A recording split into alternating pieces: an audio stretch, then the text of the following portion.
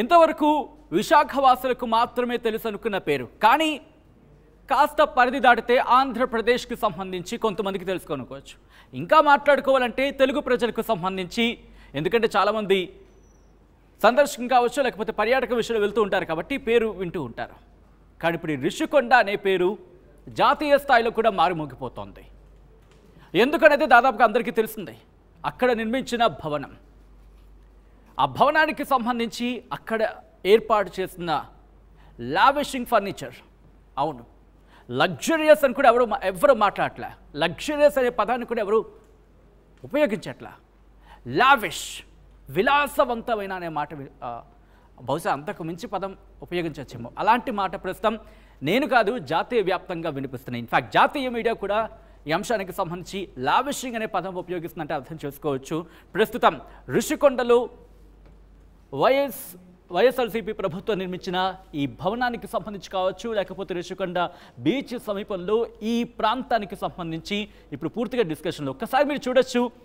ఒక వైట్ హౌస్ని తలదన్నేలా ఉంది అనే మాట వినిపిస్తోంది.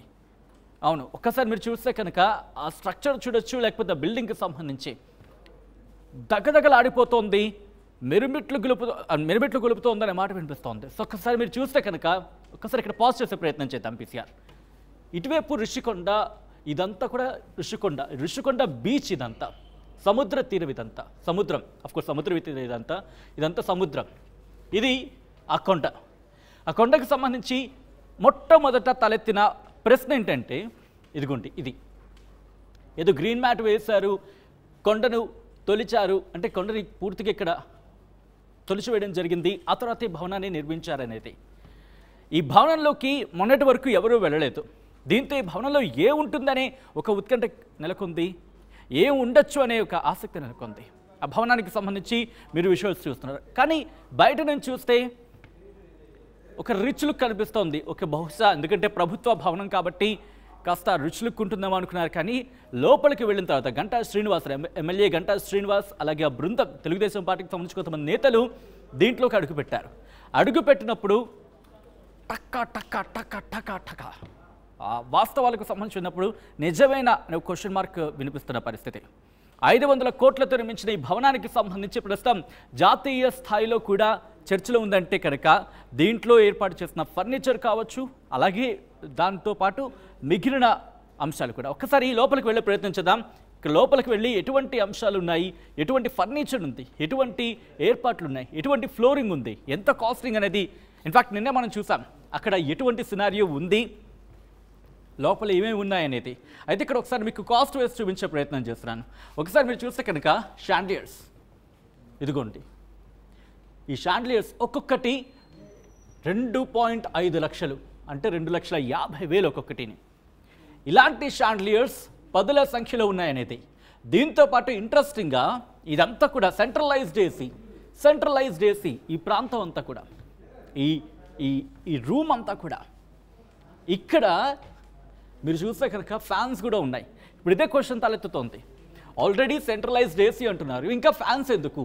ఆ ఫ్యాన్స్ కూడా మీరు చూడండి, చాలా లావిషింగ్, రిచ్ లుక్ కాదు, దానికి బంపర్ అనే చెప్పుకోవాలి, దాన్ని మించిందనే చెప్పుకోవచ్చు.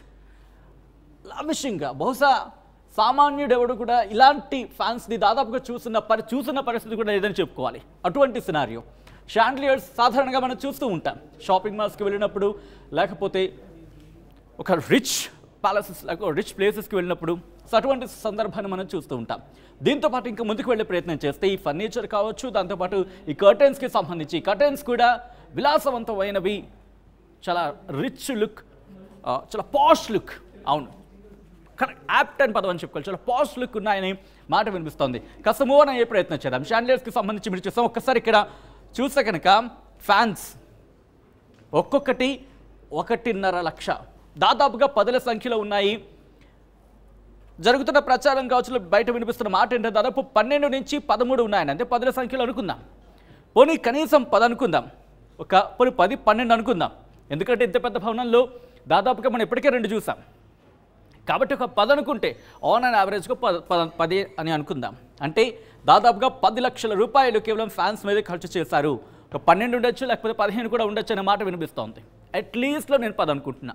అట్లీస్ట్లో 10 అనుకున్నప్పుడు సో ఒక్కసారి ఈ ఫ్యాన్ని చూడండి, అసలు ఫ్యాన్ లాగే కనిపించట్లేదు. ఇన్ఫ్యాక్ట్ మా వాళ్ళు ఇక్కడ నాకు రాస్తున్నంతసేపు ఇది ఫ్యానేనా అనే షాక్ నాకు అనిపించింది. సో మీరు కూడా అటువంటి షాక్ గురి ఉంటారు. బహుశా మనం ఏమనుకుంటామంటే ఇది సీలింగ్ కాబట్టి సీలింగ్ మీద ఒక మంచి డిజైన్ అనుకుంటాం, కానీ ఇది డిజైన్ కాదు, ఇది కంప్లీట్ ఫ్యాన్. ఒక లావిష్ లుక్, ఒక పాష్ లుక్ కనిపిస్తుంది ఈ ఫ్యాన్స్కి సంబంధించి. ఆ వింగ్స్ మీరు చూడొచ్చు, ఆ వింగ్స్ కూడా మొత్తం ఈ డిజైన్స్ అన్నీ కూడా ఫారెన్ నుంచి తెప్పించారనే మాట వినిపిస్తుంది. దీంతో పాటు లైటింగ్. సో ఇంకా ముందుకు వెళ్దాం, ఇండివిజువల్గా ఒక్కొక్కటి ఎంతెంత ఉండొచ్చు అనేది మనం మాట్లాడుకుంటున్నాం. దాంతోపాటు మీరు చూస్తే ఇదిగోండి ఫ్యాన్స్.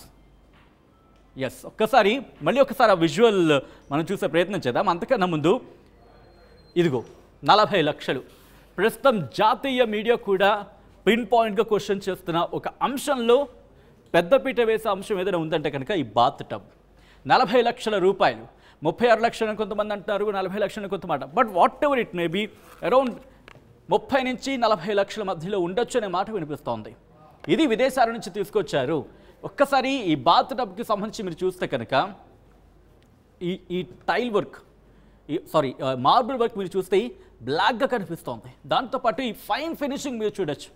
ఫైన్ ఫినిషింగ్ మీకు ఇంకా క్లియర్గా కనిపిస్తోంది. మీరు ఫైన్ ఫినిషింగ్ చూస్తే కనుక ఈ ఎడ్జెస్ ఒక రంగులో మనకు కనిపిస్తోంది. అలాగే inside of the bath tub, అంటే బాత్ టబ్ లోపల అటు ఇన్ఫ్యాక్ట్ ఒకసారి క్లోజ్కి వెళ్తే ఎస్, ఒక్కసారి ఇక్కడ పాజ్ చేసే ప్రయత్నం చేద్దాం. ఒకసారి మీరు ఇక్కడ చూస్తే కనుక ఆ ఫినిషింగ్ లుక్ చూడండి. ఫినిషింగ్ ఒకలా ఉంది, లోపల డిజైన్కి సంబంధించి మనం చూసినప్పుడు ఎస్, ఒక్కసారి ఇక్కడ పాజ్ చేసే ప్రయత్నం చేద్దాం. బీసీగా ఇలాగే ఉంచుదాం. ఇది దాంతోపాటు డిజైన్ చూడండి, ఒక మాటలైతే రావట్లేదని చెప్పుకోవాలి కొన్ని సందర్భాలు, ఎందుకంటే దీనికి సంబంధించి వర్ణించాలంటే ఎలా ఉండాలండి. అలాగే ఇక్కడ మీరు పైప్ చూస్తే కనుక గోల్డెన్ కలర్ పైప్ లాగా కనిపిస్తుంది, గోల్డెన్ కలర్ పైప్. సో ఇటువంటి సినారీ. దాంతోపాటు ఇదిగో విండ్.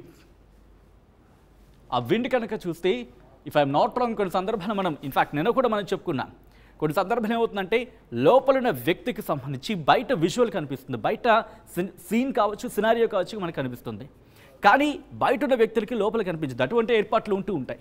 సో అటువంటి సినారియోలోని ఉన్న విండ్ అనే ఇన్ఫ్యాక్ట్ కిటికీ అనే మాట వినిపిస్తుంది ఇది. దాంతోపాటు దీని ధర 40 లక్షలు. ప్రస్తుతం జాతీయ మీడియాలో కూడా ఈ అంశం ఒక పెద్ద డిస్కషన్కే దారితీస్తుందనే చెప్పుకోవాలి. ఇది దీనికి సంబంధించి. దీంతో పాటు కాస్త ముందుకు వెళ్ళే ప్రయత్నం చేద్దాం. ఇక్కడ మొత్తం 7 బ్లాకులు ఉన్నాయి ఈ భవనంలో. 7 బ్లాకుల్లో వెంగి 1, వెంగి 2, అలాగే గజపతి, విజయనగర, ABC, కళింగ 7 బ్లాకులకి సంబంధించి దాదాపు 9.8 అంటే 10 ఎకరాలు అనుకోవచ్చు. 10 ఎకరాల్లో నిర్మించిన ఈ భవనానికి సంబంధించి లోపలికి వెళ్ళినప్పుడు లావిషింగ్ అనే మాట వినిపిస్తోంది ఇక్కడ. అటువంటి పాష్ లుక్లో ఉన్న ఆ ఫర్నిచర్ కావచ్చు అవన్నీ మనం చూస్తాం. ఎస్, ఒక్కసారి ఇక్కడ పాజ్ చేద్దాం. మీరు చూడండి, డిజైన్స్ చూడండి. అసలు ఇది బాత్రూమ్ అనుకోవాలా లేకపోతే నిజంగా షాకింగ్ అనిపిస్తుంది. ఎందుకంటే ఇంతటి పాష్ లుక్ కావచ్చు, ఇంతటి రిచ్ లుక్ కావచ్చు, లావిషింగ్ లుక్ కావచ్చు మనకి ఈ మధ్య కాలంలో బహుశా ఇటువంటిది మనం చూసా ఉండడంలో చాలా తక్కువనే చెప్పుకోవచ్చు, చాలా అరుదనే చెప్పుకోవాలి. సో అక్కడి నుంచి మూవ్ ఆన్ అయితే రిషికొండ బీచ్ ఇది. దాని ముందు గార్డెన్కి సంబంధించి ఈ గార్డెనింగ్ కోసమే 50 కోట్ల రూపాయలు ఖర్చు చేశారనేది వినిపిస్తున్నమాట. ఒకసారి మీరు చూడొచ్చు గార్డెనింగ్కి సంబంధించి. ఎందుకంటే అక్కడ ఉన్న గార్డెనింగ్ సంబంధించి ఒకసారి చూడొచ్చు ఎక్కడెక్కడ నుంచో తీసుకొచ్చిన చెట్లు, దాంతోపాటు వివిధ రకాల చెట్లు. ఇక్కడ మీరు చూస్తే కాస్త బ్రౌన్ కలర్లో, కాస్త గ్రీన్ కలర్లో, కాస్త లైట్ గ్రీన్ కలర్లో, దాంతోపాటు వివిధ రకాల పూల మొక్కలు కావచ్చు, అలాగే వృక్షాలు కావచ్చు తీసుకొచ్చారు. దాంతోపాటు ఇదొకసారి ఇక్కడ పాజ్ చేసే ప్రయత్నం చేస్తే కొండ నుంచి మీరు చూస్తే ఇలా ఒక మ్యాట్లా మనకు అనిపిస్తోంది.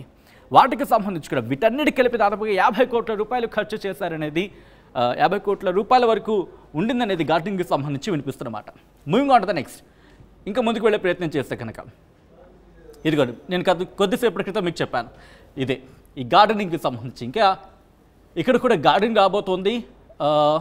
అందుతున్న సమాచారం ప్రకారం ఏంటంటే ఇక్కడ తీగల్లా వచ్చే అవకాశం ఉంది. మొక్కలకు సంబంధించి తీగ మొక్కలు ఏర్పాటుకు సంబంధించి ప్లాన్లో ఉన్నారనేది కాస్త ప్రచారంలో జరిగింది. దాంతోపాటు మొక్కలు కనుక మీరు చూస్తే గార్డెనింగ్కి సంబంధించి మొత్తం ఈ 10 ఎకరాల భవనానికి సంబంధించి ఇక్కడ గార్డెనింగ్ 50 కోట్ల రూపాయలు ఖర్చు పెట్టారనేది తెలుస్తున్నమాట.